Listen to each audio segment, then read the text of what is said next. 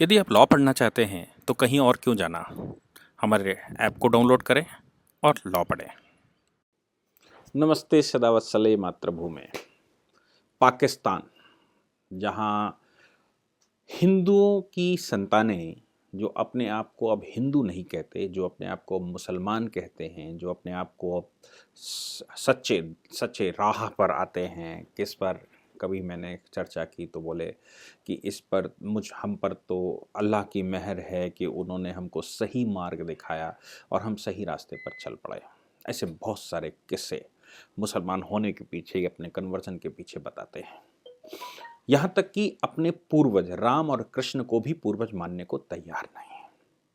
अब सवाल ये आता है कि राम और कृष्ण को अगर अपने पूर्वज मानने को तैयार नहीं है तो कौन सी दुनिया से है, कैसे अवतार लिया? क्या बिना माँ के गर्भ से जन्म लिया? क्या इनकी माताएं थी भी कोई?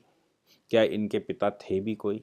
या अरेबियंस जब भारत में आए तो अरेबियंस ने जो हमारी माताओं बहनों के साथ गलत किया, उसकी संतान होने के लिए की वजह से इनको पश्चाताप होता है कि अब हम हिंदुओं की संतान नहीं हैं, हमारे पूर्वज हिंदू नहीं हैं। क्योंकि अंदर से आत्मग्लानि भी होती होगी कि जो बाहर से आए, जो आक्रांता है, उन्होंने हिंदुओं की माताओं बहनों के साथ जो गलत किया, जिसकी वजह से उनकी संतान उत्पत्ति हुई, जिनकी वजह से वो बने, क्या वो उस समाज को कैसे कहें कि ये मेरे पूर्वज थे? ये बहुत सारी बातें हैं। चीन के विषय में हम लोग बात करने आए हैं, चीन के विषय में। और चीन इस समय हम सब जान रहे हैं कि नरेंद्र मोदी की पॉलिसी की वजह से बहुत सारे संकटों के दौर से गुजर रहा है।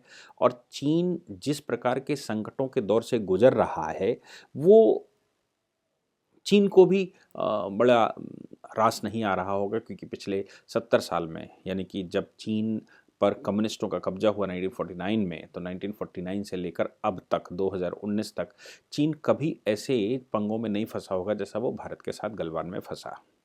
और इतनी बुरी तरह फंसा कि उसको समझ नहीं आया कि वो क्या करे, क्योंकि भारत ने ट्रेड वॉर भी उनके खिलाफ छेड़ दिया और चीन बैकफुट पर जाता चला गया। उसकी इकोनॉमी बिल्कुल टूट कर बराबर हो गई। आज यूरोप छोड़ दीजिए, वो एशिया में भी बहुत सारी करेंसियों के साथ लड़ने के लिए तैयार नहीं है। क्यों?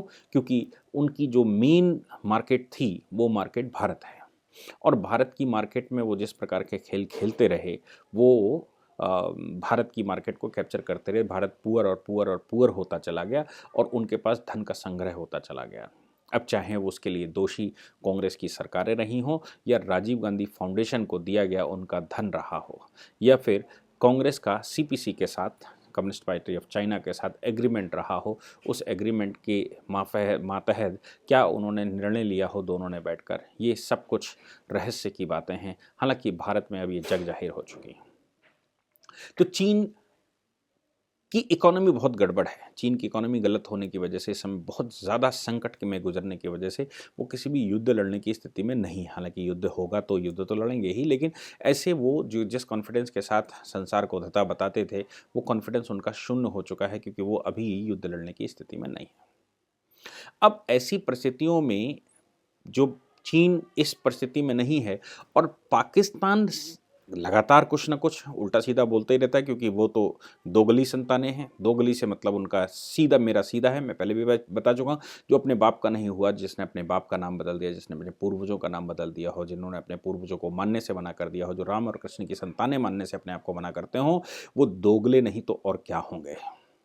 वो इस प्रकार के लोग होंगे जो संसार को ये बताना तो चाहते हैं कि वो मुसलमान हैं, क्योंकि वो नए मूल्य हैं, प्याज ज़्यादा खाएंगे, सिद्ध भी करने की कोशिश करेंगे, लेकिन संसार का कौन सा व्यक्ति उनको मानेगा कि वो ओरिजिनल मुसलमान है?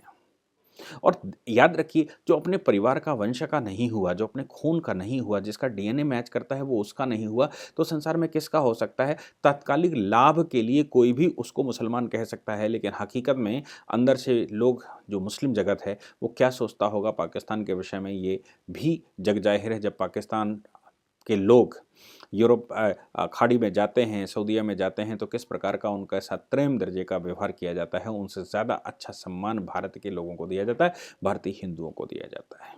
ये जग जाहिर है, सारी दुनिया जानती है। अभी सवाल यहाँ पर यह आता है कि पाकिस्तान से जैसे जैसे इन्वेस्टमेंट धीरे से रोका, चीन ने पाकिस्तान का इन्वेस्टमेंट रोका, उसका कारण था कि पाकिस्तान से उसने पूछा कि पाकिस्तान को जब IMFA, वो इंटरनेशनल मॉनेटरी फंड IMF ने ये कह दिया, ये FATF से उनका जो चल रहा है इस समय, वो ग्रे लिस्ट में पड़े हुए हैं, कभी भी ब्लैक लिस्टेड हो चुके हैं, और IMF कह चुका है कि पाकिस्तान की टोटल भूमि या पाकिस्तान की जो वर्ल्ड वाइड कीमत है, उस टोटल कीमत से ज़्यादा वो कर्जा ले चुका है, यानी कि वो ओवरड्राफ्ट हो चुका है और पाकिस्तान चुकाने की स्थिति में नहीं है। ऐसे में चीन जो उनको फंडिंग कर रहा था, चीन ने भी अपनी फंडिंग रोकी इस वजह से, क्योंकि चीन भी उनसे वसूली नहीं कर सकता।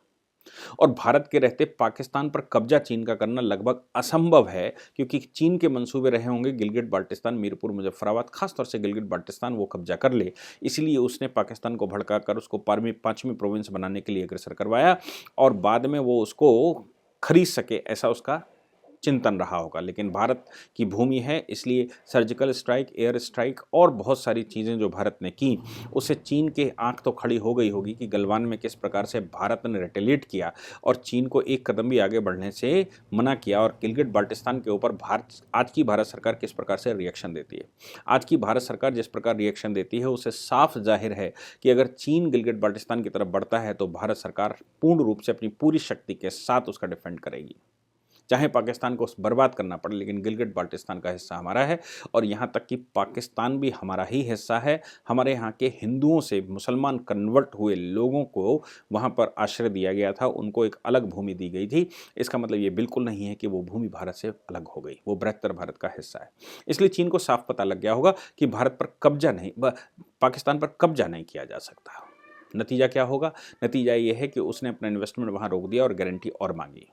पाकिस्तान वहाँ इन्वेस्टमेंट करवाने की स्थिति में नहीं है और IMF ने भी सबसे पहले और वर्ल्ड बैंक ने उनसे सबसे पहले कहा कि आप हमसे कर्जा लेना चाहते हैं तो ये बताइए चीन से कर्जा कितना है।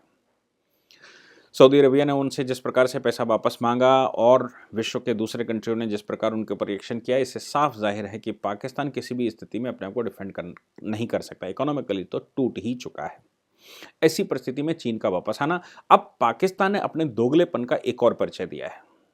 सोचकर देखिए, जो अपने पूर्वजों को पूर्वज नहीं मानता, जो राम और कृष्ण को अपना आराध्य नहीं मानता, जो एक पर्टिकुलर रिलीजन स्वीकार करने के बाद लगातार ये स्टेटमेंट दे रहा हो कि नहीं हम तो मुसलमान हैं और हमारा तो सऊदी अरेबिया और खाड़ी के साथ संबंध है, जिन्होंने अपनी माताओं बहनों के साथ हुए अत्याचार, जिन्होंने अपने पूर्वजों के साथ हुए अत्याचार को भुलाकर अत्याचारियों के ही रिलीजन को अडॉप्ट कर लिया हो, और वो ऐसा रिलीजन जिसमें मार काट के अलावा कुछ है ही नहीं। पिछले 1500 वर्षों में खाड़ी में लगातार युद्ध चल रहे हैं, एक कम्युनिटी दूसरी कम्युनिटी को मार रही है। 900 प्रकार की कम्युनिटियां पाई जाती हैं, इनमें से 150 प्रकार की भारत में पाई जाती हैं। 900 प्रकार की कम्युनिटियां विश्व में एक पर्टिकुलर रिलीजन की हैं जो एक दूसरे की शक्ल देखना नहीं चाहते, यहाँ तक कि वो एक दूसरे को लगातार युद्ध के द्वारा मारते रहते हैं। ऐसे लोगों के का रिलीजन अडॉप्ट करना और ये कहना कि यही हमारे पूर्वज हैं, ये गर्व की बात तो नहीं हो सकती। क्यों नहीं हो सकती? क्योंकि गर्वान्वित करने का अवसर सिर्फ संसार में हिंदुओं को है। उसका कारण है कि 1500 साल पहले खाड़ी में क्या था अभी किसी को पता नहीं है, और 2000 साल पहले यूरोप और अमेरिका में कौन सा रिलीजन था लोगों को पता नहीं है। लेकिन भारतवंशी सनातन काल से लगातार ऐसे ही हैं और अपने पूर्वजों की दी हुई विरासत को संभालने के लिए अपने प्राण भी न्यौछावर करते हैं, बलिदान करते हैं। कन्वर्ट नहीं हुए, दलित हो गए, कन्वर्ट नहीं हुए, मैला ढोया, लेकिन कन्वर्ट नहीं हुए। क्यों? क्योंकि अपने पूर्वजों पर जिसको गर्व नहीं, जो अपना बाप बदल दे, वो कैसा व्यक्ति है? वो तो ये मानकर चलिए कि वो अवसरवादी है। चीन के साथ भी पाकिस्तान के लोगों ने कुछ ऐसा ही किया। कल या परसों 2 दिन पहले पाकिस्तान की सेनेट में CPC पर चर्चा हो रही थी, चाइना पाकिस्तान इकोनॉमिक कॉरिडोर पर। वहाँ के कल्चरल मिनिस्टर, टूरिज्म मिनिस्टर ने साफ कहा, चीन का कोई इन्वेस्टमेंट यहाँ पर नहीं है, चीन का कोई सहयोग हमने नहीं लिया, ये सब हमारी पॉलिसी है, चीन ने केवल तंबू लगाए थे वहाँ पर। अब आप सोच कर देखिए कि चीन जिसने कि ADB से एशिया डेवलपमेंट बैंक से कर्जा लेकर CPEC डेवलप किया हो, जिसने लाखों करोड़ डॉलर का कर्जा लेकर गिलगिट बाल्टिस्तान से वन रोड वन इनिशिएटिव के तहत पैसा लगाया हो, ग्वादर वे एयरपोर्ट को डेवलप करने के लिए जिसने पूरी ताकत लगाई हो। अब वो जब इकोनॉमिक संकट में है इस समय भारत की वजह से, तो पाकिस्तान ने उसको ठेंगा दिखाते हुए कहा कि आपका कोई इन्वेस्टमेंट यहाँ पर नहीं है। चीन को ये ध्यान रखना चाहिए कि उइगर, जिनके ऊपर चीन वाले लगातार एक्शन रिएक्शन करते रहते हैं, ये उन्हीं के भाई बंधु पाकिस्तान में रहते हैं, जिन्होंने भारत को अपना बड़ा भाई नहीं माना, अपने पूर्वजों को पूर्वज नहीं मानते, भारत का हिस्सा होने के बावजूद भारत के ही विरुद्ध लगातार षड्यंत्र करते रहते हैं। भारत के द्वारा गांधी जी ने जो सेक्रीफाइस किया, उस समय फंड दिए, दुनिया भर का ये ड्रामा हुआ, उसके बावजूद ये भारत के ही विरुद्ध खड़े दिखाई देते हैं।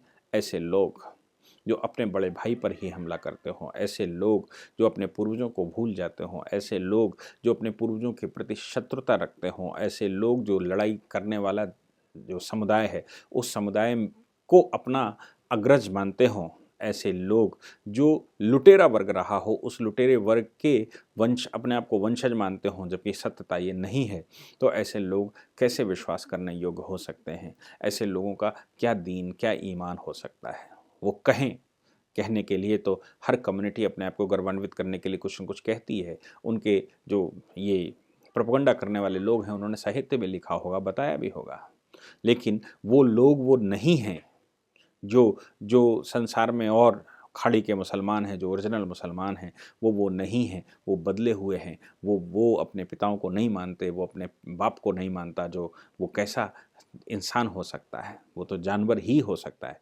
इसलिए जानवरी प्रवृत्ति के लोग कैसे चीन के द्वारा किया गया उनके ऊपर एहसान स्वीकार कर सकते हैं, ये भी देखने की बात है। इसीलिए चीन के खिलाफ एक सुर में पाकिस्तानी सीनेट में उनके सारे मंत्रालय ने खुलकर कहा, चीन मतलब कुछ नहीं, क्योंकि इस समय चीन उस स्थिति में नहीं है कि वो पाकिस्तान पर दबाव बना सके और वो उस पर कब्जा कर सके। हालांकि वो सफिशिएंट है पाकिस्तान जैसे छोटे देश को किसी भी समय कब्जा करने के लिए। चूंकि भारत बीच में बैठा है, इसलिए वो ऐसी हिमाकत नहीं कर सकता। इसलिए पाकिस्तान भारत की आड़ लेते हुए इस प्रकार की बयानबाजी कर रहा है। मैंने पहले भी कहा, जो अपने बाप का नहीं वो किसी का नहीं। Thank you very much. इस पूरी ऑर्गेनाइजेशन को चलाने के लिए आप नीचे डिस्क्रिप्शन से हमारे ऐप को डाउनलोड कर सकते हैं, जिससे कि लॉ स्टूडेंट्स को, लॉयर्स को और आम आदमी जो लॉ जानना चाहता है वो पेड क्लासेस का लाभ ले सकता है।